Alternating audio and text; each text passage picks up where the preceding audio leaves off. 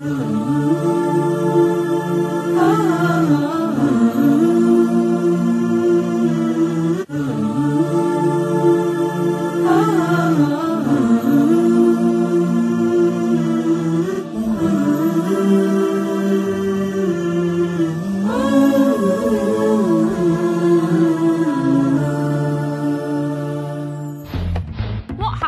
you put 3 schools, 3 teachers and 3 educational experts in one programme. What happens? You'll learn how to invest time to save time. Coming up, early years expert Jane Dixon offers NQT Leroy ideas on how to mark a larger than average class. Rather than taking everybody's work, it might be that you take in one group. You can look at an element of each child's work without actually looking at the full thing the whole time. So that would hopefully save you some time. Yeah, it would. And thinking skills specialist Lisa shows Helen how to facilitate an effective peer assessment idea. Across the top, the challenges have been broken down from what my weakest child in the group would be able to do. Right. And then one above what were most stable. But first it's over to ICT whiz Nick Packard. He's come to Worth Primary in Cheshire to meet Jenny Evans, a Year 4 teacher who wants to claw back some precious time. Having trained in Key Stage 1 and Foundation Stage, I found that marking assessment was predominantly immediate feedback and took place in the classroom with the pupils. Yeah. And having now found myself in the large Key Stage 2 class, I found that it takes up a large proportion of my time. So really I'd like help with managing my time more efficiently, but still ensuring that my feedback and my assessment and my marking is efficient. To what extent do you feel that physical evidence of the learning that's taken place, that the children produce, is something that's kind of got to be done in large quantities? Obviously you get a feel for what the children are learning, but when it actually comes to the work that's in their book, I think it does give me a lot more evidence, really. My expertise, supposed expertise, is about ICT in teaching and learning.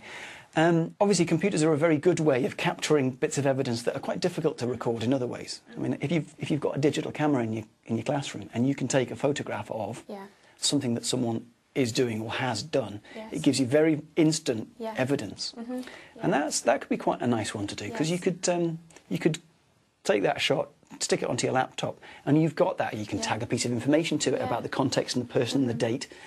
You could do that as a Word template or something like that, and print it out if printed evidence is something you feel you need. But if not, then you've got it there as a reference. I was going to just go on to ask you a little bit about how you feed back. Do you ever kind of sit down with a piece of work? I mean, it might be like partway through a drafting exercise or something like that. Do you actually go through and kind of mark it up? I do try to, yes, especially when we're writing stories and they're writing it in draft first of all. I go through it and we try and work on it together. But having 34 in the class, it's quite time consuming. Yeah, of course it is. One of the things that I've seen, which I think is quite a nice idea, is colour coding. Right. And I don't know if it's got a proper name. It quite possibly has, but I've just seen one person doing it and I thought this is just such a lovely idea. They basically have on the wall in the classroom an agreed list of what colours mean. Right. So it might be, if it's in story writing, it's something about chronology or grammar or spelling or characterisation, whatever it is you're focusing on. And they have agreed colours.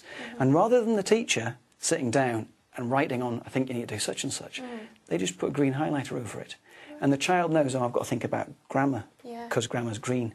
So the feedback is not quite so laborious, but it also helps them appreciate the range of different ideas there are when you're writing a story. So it has a kind of a double benefit, and I think that's a really nice idea. It is a good idea, You can kind of do it on IT as well. I don't know if you've ever used track changes on Word, but if you've ever used a computer to draft and redraft a story, this is a lovely thing to be able to do.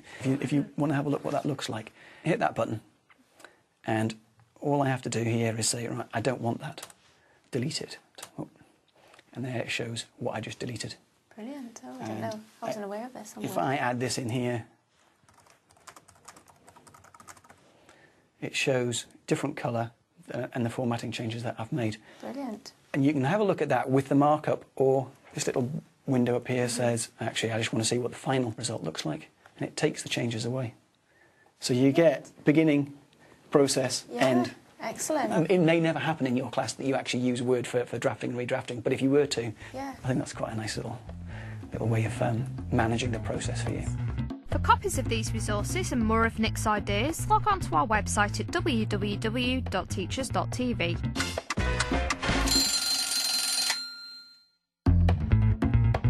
Jane Dixon is jam-packed full of good ideas that can apply to every teacher. Today she's come to Lowercroft Primary in Bury to help NQT Leroy Holcroft. I'm looking to get some pointers and any time-saving advice you might have on homework and marking.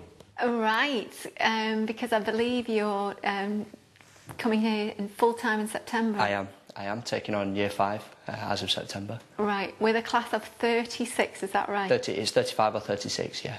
It's the numbers that do initially make it difficult. With 36, say I set 36 pieces of creative writing and having to sit down and mark all those when each child can write perhaps 2 sides of A4, it's a whole evening's work and perhaps the best part of the next morning. OK, I mean, I think obviously there are issues around other subject areas, but perhaps thinking maybe about the creative writing, might sort of just think about some sort of pointers there. Yeah. In terms of the revised framework, I mean, there's more flexibility, isn't there, within that, to actually, you know, use the units which are, you know, based over 2 or 3 weeks to actually develop a substantial piece of work and not feel the need to have, you know, a relentless week in, week out completed piece of work.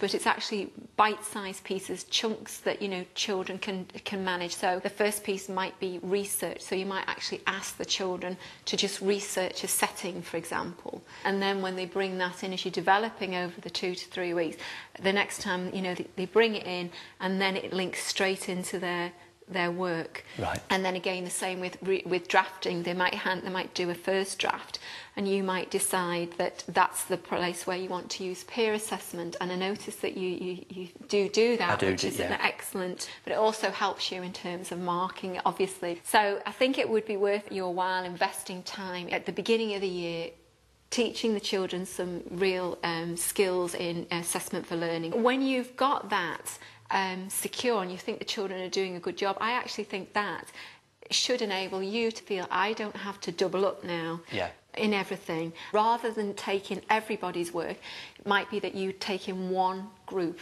a small group of say 6 to 8 children, and actually go through that in quite a detailed way. As the process moves on and you're perhaps looking at redrafting or the second, you know, moving on to the second draft, it might be that you then take a different group's work in. And so by doing that through the process, you can look at an element of each child's work without actually looking at the full thing the whole time. So that would hopefully save you some time. It would. You know, there are limited amounts of time-saving advice for someone with 36. I mean, you know, if you're 20, I'm sure you're doing an excellent job, and you know, you sound very positive about it. So I wish you well with that one. Thank you very much. Thank you. For copies of these resources and more of Jane's ideas, log on to our website at www.teachers.tv. Our last tip of the day comes from thinking skills specialist Lisa Cook. She's helping Head of English Helen Wilson save time through effective peer assessment. As the Head of English, we obviously have to mark masses. And in terms of the marking load, I'd like to be able to look at giving an emphasis to sort of targeting students, you know, sharpening the objectives for them, and actually looking at cutting down on the sort of degree of marking that we do. So maybe putting the onus more onto the students to take responsibility for peer and self-assessment. Yeah, that's right. right. Looking at that kind of marking and how that all fits in together. Yeah. What works at the moment really well in your department? The students self-assess reasonably well, but we have, up until recently, have mixed ability groupings, and so in terms of their ability to sort of share the assessments, and they might be at different levels, obviously that's an issue in terms of differentiation.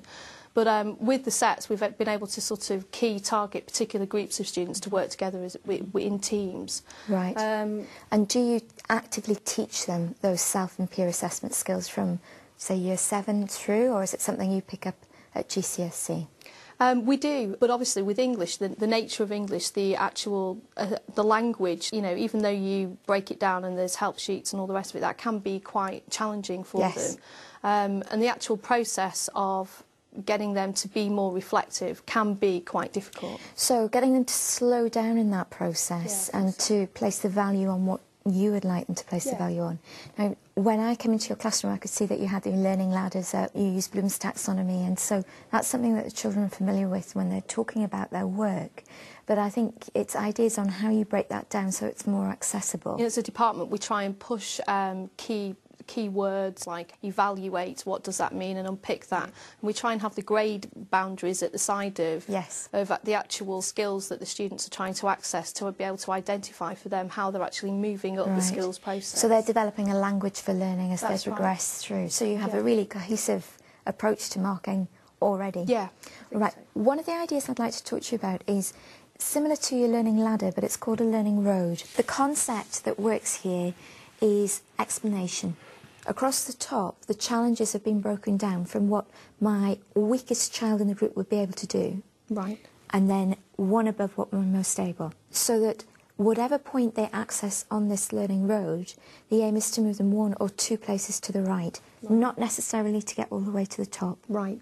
But the way that this works, that I think is sometimes more useful than just having stage success criteria, is it exemplifies it. Excellent. So using literacy prompts underneath, even your weakest child would be able to work with somebody who's slightly more able and take their work and say, well, I can see that they are doing this stage because I can see it here. So your next step is to try this challenge, and I need to see these things taking place. And so it connects the actual objective to the language. Yes. And so they can actually marry those two together. So it's helping with the language prompts, like you've talked about, you know, being familiar with the language, but they can physically see that that's there. Now, this is on an A4 sheet, but it could be something that's up as a full road across part of a wall in a classroom. No, that'd be excellent, actually. And I think in terms of all the different sorts of learners we have, and having the big picture is key to it all as well. You talked before about how marking can be onerous because there's so many different levels and layers, and it would be helping students to look and say, right, well, yes, there's levels and layers in the piece of work I'm doing, but in this one, this is the particular skill that we're focusing on. So that's how it would work with Year 7. But when I looked at the materials that you sent for me for GCSE, it was interesting the way that the exam board obviously set it out from U through to A star, but then they band things as well. Yeah. So it might be that in a particular set, you're focusing on your A star to C group and looking at what skills are actually going to push more into the A star group, which can be a bit elusive, and being really explicit about what is the difference between an A star and an A. And if it was set out so that it was broken into smaller stages of the actual cognitive part behind it. Right, yeah. So it's not just stage success criteria, it's what's the thinking that underpins it. And I think it's that can be quite elusive, both for the teacher and for the student, because if you have to unpick what the term evaluate means, and that independence of thought and the shininess of what an A star actually means, it's actually decoding that for the student. Yeah. It's breaking that down so that they can see what precisely is it that makes it that particular grade. It might not be the A star grade, it may not be that huge leap from a D to a C. And what the thinking is, the quality of the thinking is. And we can use the words like evaluate, but what does evaluate look like at a D that's so different in a C? For copies of these resources and more of Lisa's ideas, log on to our website at www.teachers.tv. My top tip is, when you're working in an ICT suite and you want the class's attention, get them to turn their monitor screens off. That way, you'll have more of their attention, you won't have to be repeating yourself, and you'll get more things done.